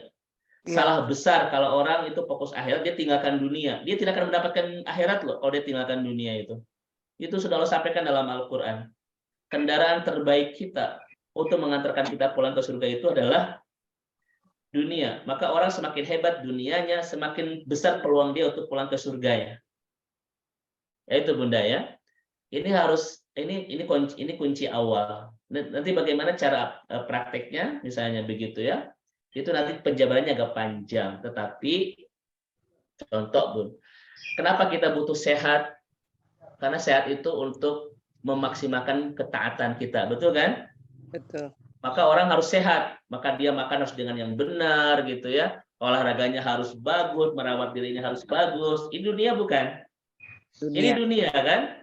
Dia harus betul-betul memaksimalkan kesehatan dia untuk memaksimalkan ketaatan.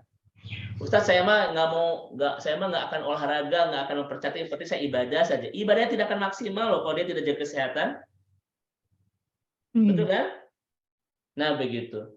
Ustaz, saya mah pengen fokus akhirat, saya tidak akan ngejar dunia. Mana mungkin kita bisa infak, mana mungkin kita bisa bersedekah, mana mungkin kita bisa berwakaf, mana mungkin kita bisa berhaji, berumrah kalau kita tidak memaksimalkan dunia. Ya kan? Karena semua keran-keran surga ini semuanya adalah kekuatan dunia gitu.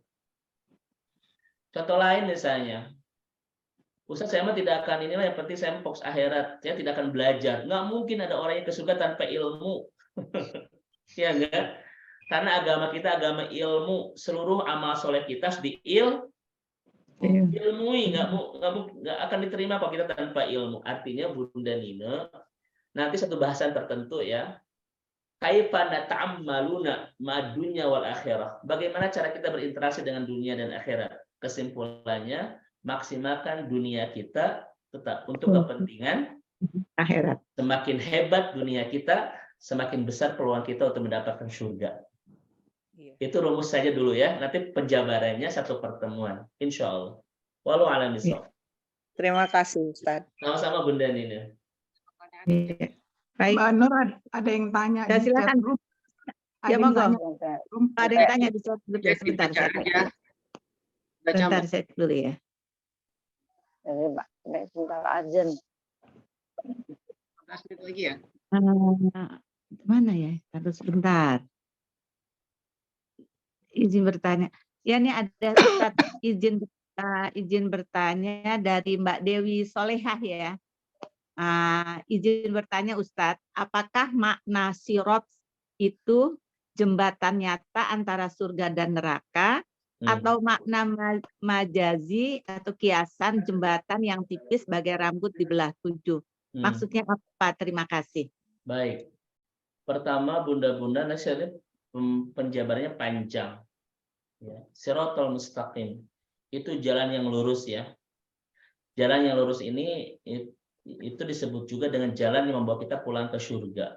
Makanya ihdinas siratal mustaqim, ya Allah, hidayahi kami untuk menemukan jalan bisa pulang ke surga. Kan begitu ya. Nanti penjabarannya ini akan luas, tetapi nanti di kajian tentang bab sirat ini kan fintuh jahannam. Dia itu melintang di punggung neraka jahanam. Jadi ada sebuah jembatan yang akan dilalui oleh orang-orang mukmin dan orang-orang munafik. Karena orang kafir tidak akan melalui jalan ini. Mereka sudah masuk ke dalam neraka. Sementara orang-orang munafik, dia sempat menyeberang, tapi pada akhirnya jatuh di neraka ya. Ini semuanya sahih. Dan orang-orang mukmin pun sama. Nanti ada yang berjatuhan, ada yang terseok-seok, ada yang tercabik-cabik, ada yang selamat kan. Bahkan kata Nabi ada seperti kilat, ada seperti burung, ada seperti angin kan. Ketika menyeberangi sirat itu. Itu semuanya sudah jelas hadisnya dengan sangat lengkap. Bagaimana kondisi siratnya? Seperti rambut, itu pemahamannya kita tidak menemukan dalil yang kuat ya.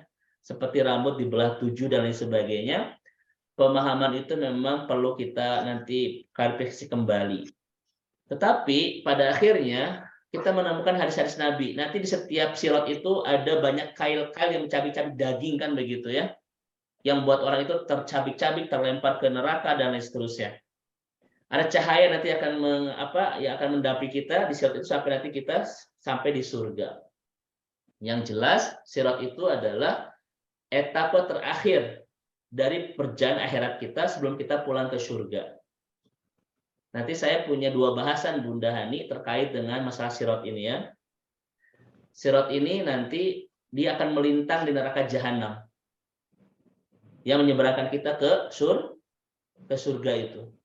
Nanti kata Nabi ada yang secepat kilat, secepat burung, secepat angin.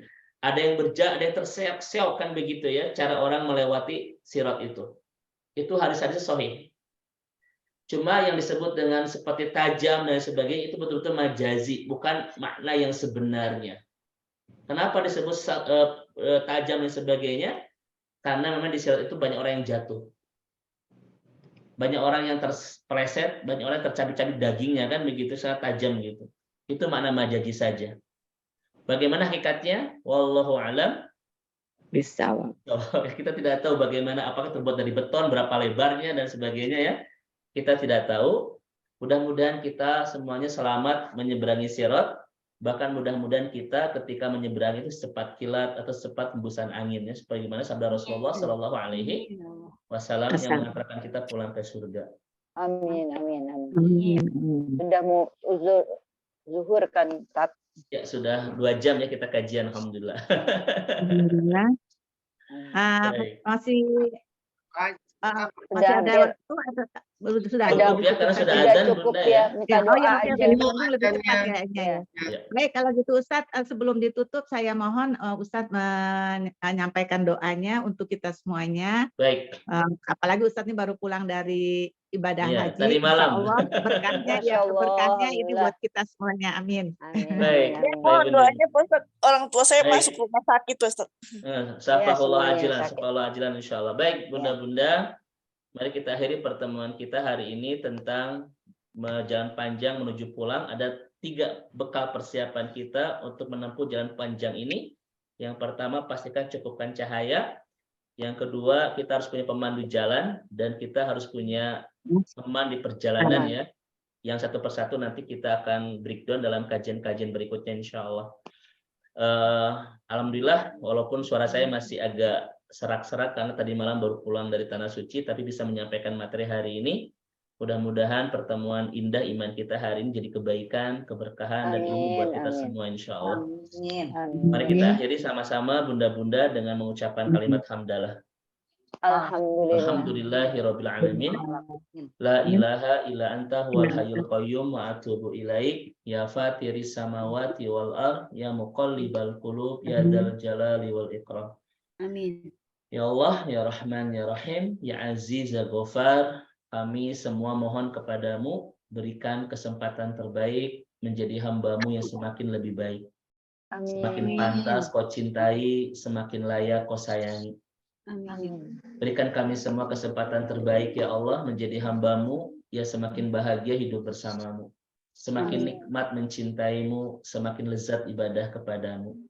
Terus istiqomahkan kami dalam kebaikan sampai akhir hayat kami. Amin. Kuatkan kami dalam ketaatan kepadamu sampai ujung episode kehidupan kami. Amin. Terus bersamakan kami sampai ke surgamu. Jangan sisakan di antara kami yang tak Kau masukkan ke dalam surga. Karena kami ingin ke surga bersama-sama.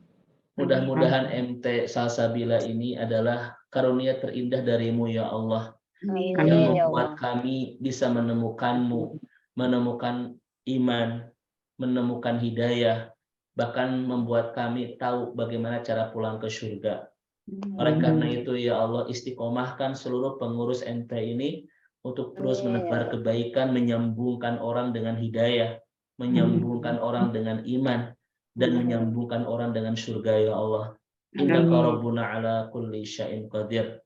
Memohon kepadamu ya Rabbana ya Ilahana, jadikan kebaikan-kebaikan yang kami lakukan, ketaatan yang kami istiqomahkan, jalan terbaik orang tua kami untuk semakin dekat ke pintu surga. Amin. Karena tidak ada keinginan terbesar kami, hanya ingin mendekatkan orang tua kami dan pintu surga ya Allah. Amin. Tidak ada puncak kebahagiaan hidup kami, kecuali ingin melihat orang tua kami bahagia di surga. Oleh Amin. karena itu ya Allah, jadikan hamba-hambamu yang melingkar iman pagi hari ini bersama MT Salsabila adalah hamba-hambamu yang kelak di surga bisa melihat kembali senyuman indah kedua orang tuanya. Amin. Kembali mengecup tangan kedua orang tuanya dan bisa merangkul kembali tubuh kedua orang tuanya kelak di surga ya Allah. Amin. Tuhan yang hadir bersama di pertemuan iman pagi hari ini, di pertemuan MT Salsabila ini adalah hamba-hambamu yang kelak di surga kembali bisa melihat senyuman indah kedua orang tuanya ya Allah. Amin. Innaka rabbuna ala kulli syai'in qadir. Allahumma ighfir lana dzunubana innaka antat tawwabur rahim. Allahumma ighfir lana dzunubana wa liwalidina warhamhum kama rabbawna shighara. Amin. La tuzigh qulubana ba'da id hadaitana wa hab lana min ladunka rahmah innaka antal wahhab. Amin. Rabbana atina fid dunya hasanah wa fil akhirati hasanah wa qina azabannar. Mohon maaf. Assalamualaikum warahmatullahi wabarakatuh.